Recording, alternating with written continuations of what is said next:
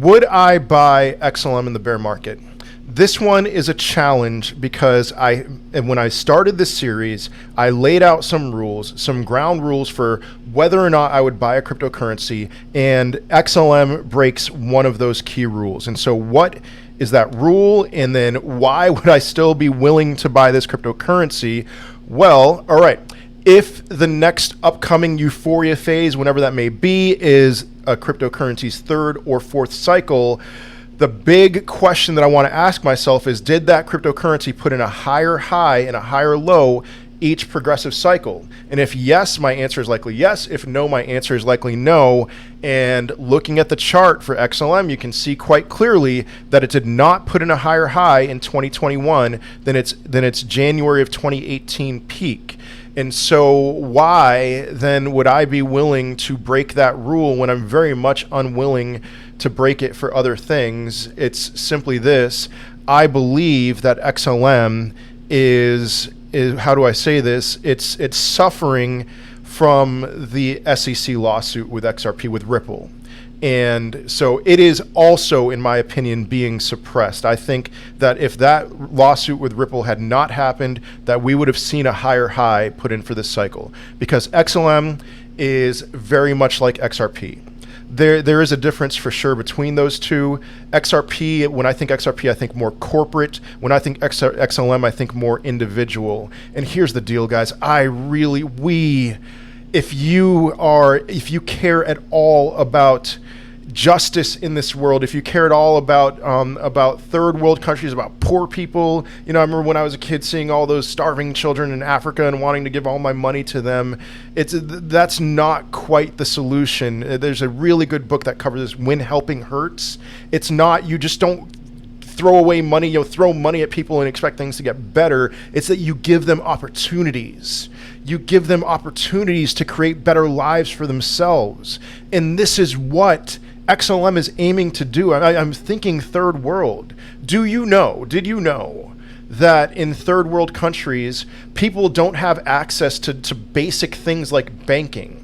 All right, and then, all right, picture this.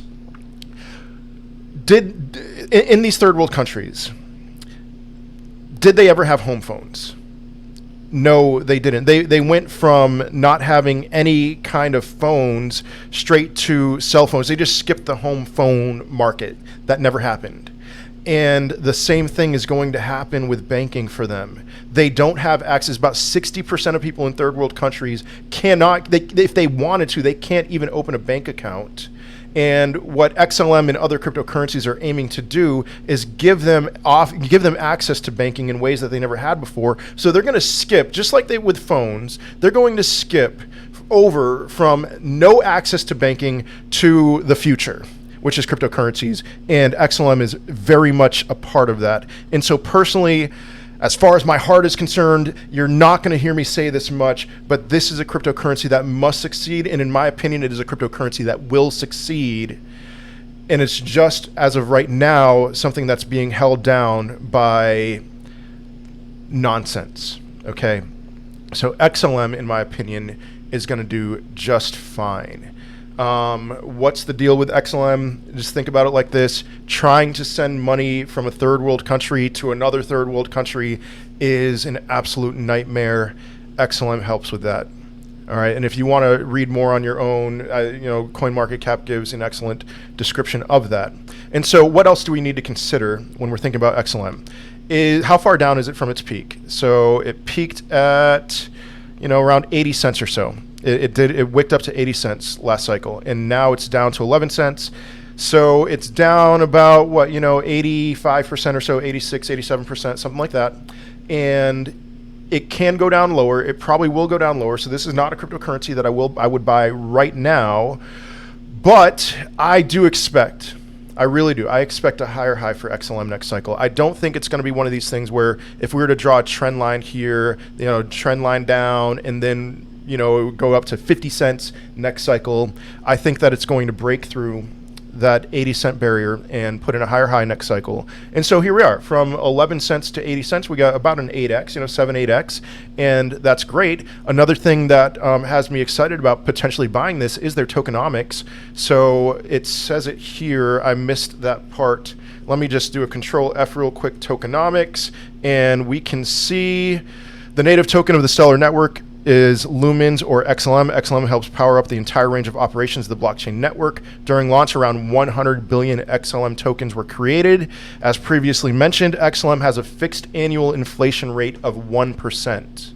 I will take 1% inflation. That is fantastic in comparison to a lot of other cryptocurrencies. So Dogecoin, that's kind of the standard, because we talk about, oh, Dogecoin is so super inflationary. They print 10,000 coins a minute into perpetuity. But that turns out to be about 4% annual inflation. Whereas something like Cadena is at 13 to 15%. Avalanche is pretty inflationary as of right now.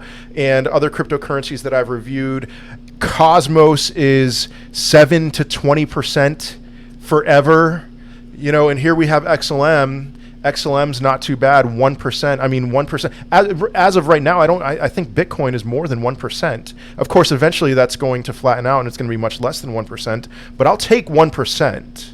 Okay, 1% is great. So that's something that, all right, XLM is probably going to do a flat line, something similar to this, where maybe it'll go down, probably won't put in a lower low, but it's not going to go down to 3 cents. But man, if you bought at 3 cents and you saw what that did, got up to 80 cents, 4 cents or so, that's a 20x. It's not going to, I don't think it's going to get down that low, but we'll probably see some single digits for XLM, and I think that'll be a great time to get in, single digit pennies, I should say, for XLM. That'll be a great time to get in. And yeah, do I expect it to put in a higher high next cycle? I do. But even if not, well, here's my strategy regardless, is I'm going to be taking profits, and I don't care when that happens. If that happens, if it goes to 30 cents, I would be shocked. I would be absolutely shocked if it didn't go to 30 cents. And I bought in at 10 cents. That's a 3x. I'll take some off the table at that time. If it goes to 50 cents, I'll take some off the table. If it puts in new highs, I will continue to take some off the table. I will not hold any of this after any kind of peak. I will sell it all and then probably buy back in next cycle, the cycle after that. So that is my general strategy with XLM. You have time. You have time with this one, I think. We'll see. If you're watching this 2 years later, you probably think, you may be thinking I'm a fool, but this is one, yes. Despite the fact that it breaks one key rule, I do believe, just like XRP, that it's going to put in a higher high next cycle. So I would have no problem buying this cryptocurrency in the bear market. But I would love to hear your thoughts. Let me know what you think about XLM. Would you buy XLM in the bear market? I will see you in another video. Smash up that like button, all that stuff. Peace.